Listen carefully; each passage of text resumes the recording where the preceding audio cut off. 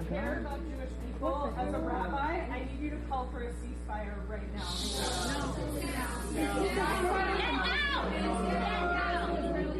Mr. President, if you care about Jewish people as a rabbi, I need you to call for a ceasefire right now. So we played that twice there because President Biden interrupted at a campaign fundraiser in Minnesota by someone claiming to be a rabbi. According to the reports, the president then said, quote, "I think we need a pause." Now, a pause means give time to get the prisoners out, but does it really? Let's bring in Vice Chair of the Virginia-Israel Advisory Board, Chuck Lessin, along with Executive Committee member of the American-Israel Public Affairs Committee, Harley Lippman. Harley, I want to start with you. Thoughts right there on how the president responded to that heckler? Very poorly, because that person does not speak, one, for the Jewish community. That person just speaks for herself. But a ceasefire means victory for Hamas, because they have the hostages, they've murdered people and raped them and tortured them in front of their parents and children and basically gotten away with it. And the people who suffer are the Palestinians, which is terrible, because this is not about the Palestinian-Israeli conflict whatsoever. Hamas is like ISIS. I mean, think about it. They even said themselves, the tunnels are for Hamas fighters, not for the Palestinian people. Think about what that means. And then when confronted with that, they said, oh, the UN could take care of the Palestinian people. But they don't care about them. They're just using them.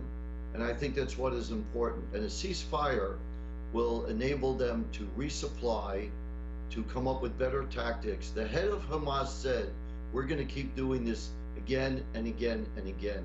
They just announced that this morning. So I think it's very clear that Hamas is out to kill every Jew in Israel and destroy Israel. And that's where it is. Ceasefire is a regroup, I believe, there. Israel's Air Force has destroyed some key targets. The IDF has moved into Gaza. Now President Biden is calling for some humanitarian aid. He wants a pause, too, which Netanyahu says he's not going to do unless all the hostages are immediately released. What would the effects of a pause or a temporary ceasefire be on the region, Chuck? Well, it is a chance, as you said, for Hamas to regroup.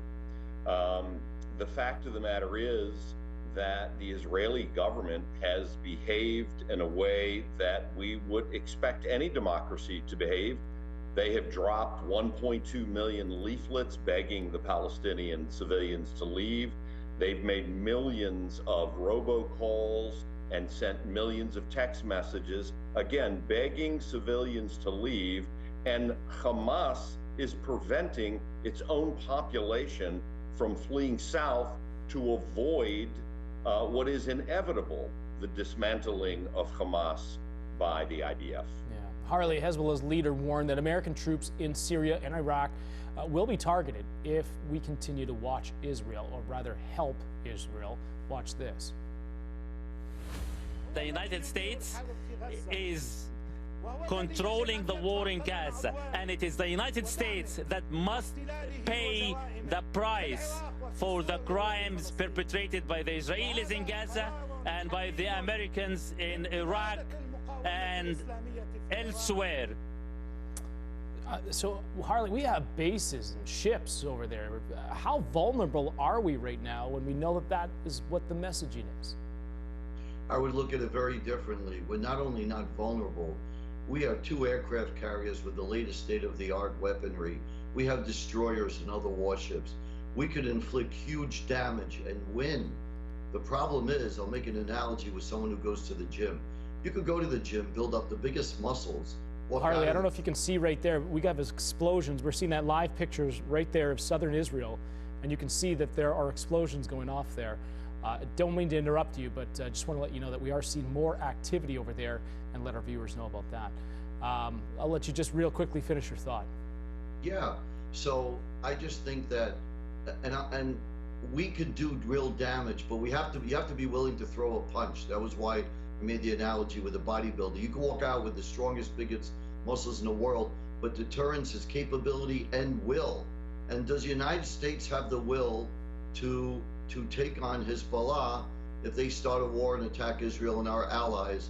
And I wonder about that perception of Biden. Yeah. Chuck Lesson, appreciate it. Harley Lippman, appreciate your both your insight here into this topic. We'll leave it right there.